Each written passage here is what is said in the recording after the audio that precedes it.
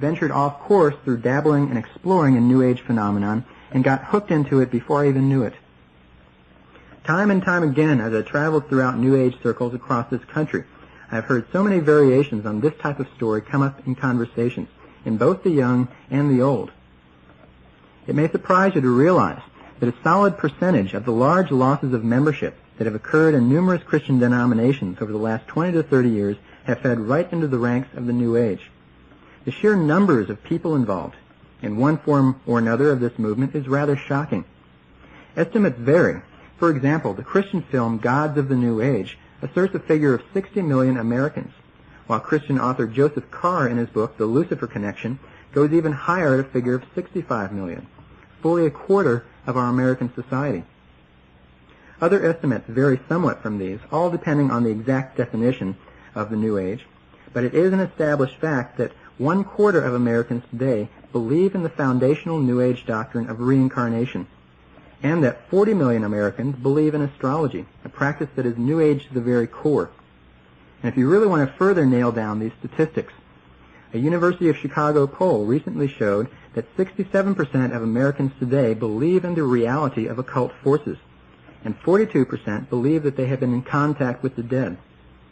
Clearly, these kinds of figures indicate that America has become strongly infiltrated and is proving to be fertile ground for an occult revival of historically unparalleled magnitudes. One conclusion that is most important to note from these facts, this is that to a large degree, the New Age is preying on Christians who knowingly or unknowingly veer off course into any of the thousands of temptations and traps that the enemy lays through his New Age. Award-winning Christian author and journalist for the Los Angeles Times, Russell Chandler, in his book Understanding the New Age, makes a startling but true assertion when he writes, quote, "The New Age has touched you. You've heard its ideas, listened to its music, viewed its artwork, watched its superstars, read its literature, and bought its products.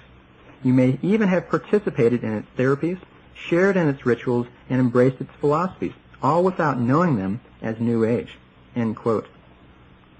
What Mr. Chandler is correctly pointing out here is a very important fact, that anyone and everyone in our society, unless they've been out on a 10-year trek in the Australian outback, has been exposed to some aspect of the New Age, sometimes without even realizing that this is the case. In clarifying this important point, I should make the general distinction between direct and indirect exposure. Now, indirect exposure is the least threatening, though it's still certainly a significant factor to contend with. Similar to the many ways that we are all exposed to secular humanistic influences, through watching TV, reading magazine articles, conversing with secular people, and another often unavoidable exposure in everyday life, so too do New Age influences permeate our society. For example, there are numerous box office hit movies that have significant degrees of underlying New Age concepts, the most famous of which is the Star Wars trilogy. The concepts of the Force, Jedi Knights, Master Yoda, and psychic powers are all profoundly based on New Age philosophy. In fact, this movie serves as a veritable visual textbook, introducing the general public in an entertaining and non-threatening way to many of the foundational principles of New Age philosophy.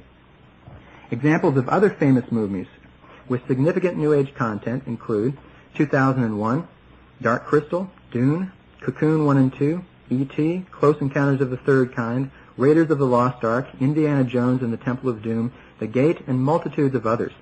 And this is not to mention the proliferation of obviously occultic horror movies. In addition, a recent research study showed that over a 2-week period, 32 shows and movies on TV were based on occult and New Age themes. Furthermore, New Age music is enjoying a tremendous rise of popularity. It has its very own category in the Grammy Awards, any number of New Age radio stations popping up in major cities, and made the music company Wyndham Hill $35 million in 1987. These and other sorts of indirect New Age influences can be a more long-term secondary influence on people who let down their guard, much as the influences of secular humanism can prove to be long-term corroding influences for those who let down their guard on the secular front. In my opinion, though, it is the direct New Age influences that pose the most serious dangers. Unfortunately, there are innumerable ways that New Age ideas have been integrated into seemingly non-New Age forms that many people partake of, sometimes quite unsuspectingly. You see, many New Age ideas and practices are very adaptable and can easily take on a wide variety of different disguises.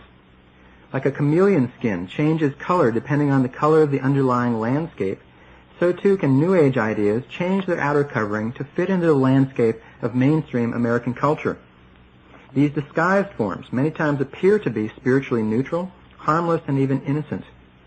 You'd be amazed at how deeply New Age influences have been integrated into such areas as many different types of psychologies, multitudes of forms of self-improvement programs, a significant portion of success and motivation seminars. Stress management programs and techniques are one of the easiest categories in which the New Age makes inroads. Creativity enhancement and intuition building techniques. And the holistic health field is one of the strongest branches of the New Age and one of the most difficult to discern at times.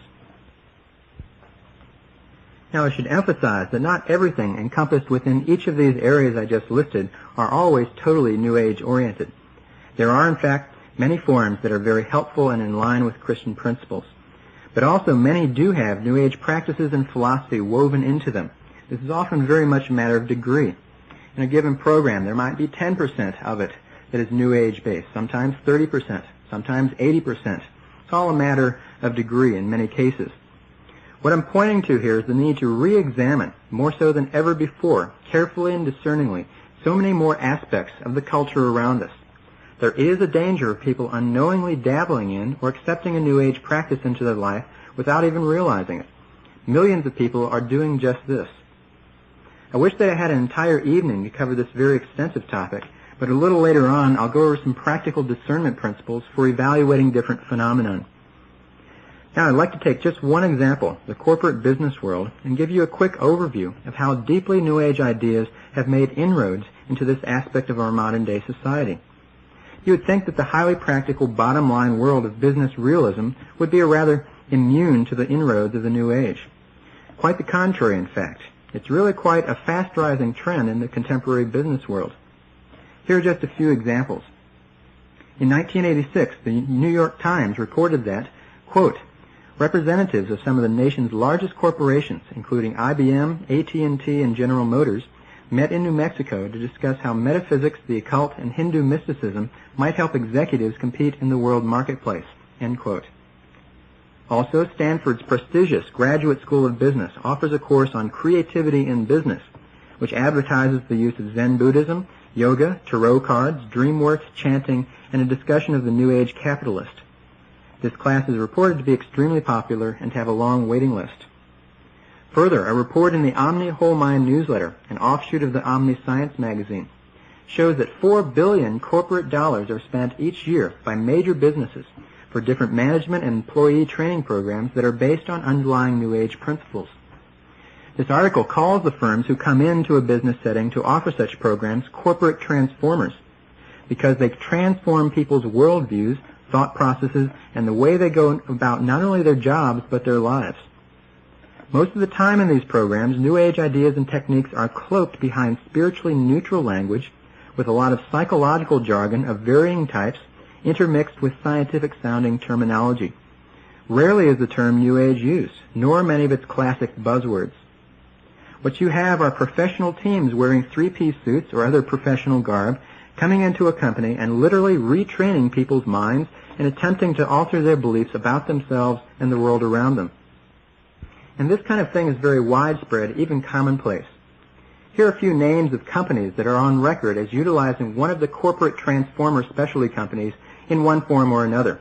There's some very big names here. Polaroid, Procter & Gamble, RCA, Westinghouse, AT&T, IBM, Boeing, Calvin Klein, and many others, both large and small. One researcher and watchdog of this alarming trend, Richard Waltrin, an executive at Hertz Rent-A-Car, criticizes it, saying, quote, I feel very strongly that companies should not be in the business of changing their employees' belief systems, end quote. When a person starts to incorporate non-Christian beliefs and practices, sometimes without realizing this is what's actually happening, it can and does open the door for the adversary to plant seeds of subtle delusion, and the Christian individual may start to slip from standing strong in the faith. Some Christians have started to take a stand against these programs, especially when they are mandatory for employees, which is often the case. In California, for example, one such major lawsuit has been won over Pacific Bell, where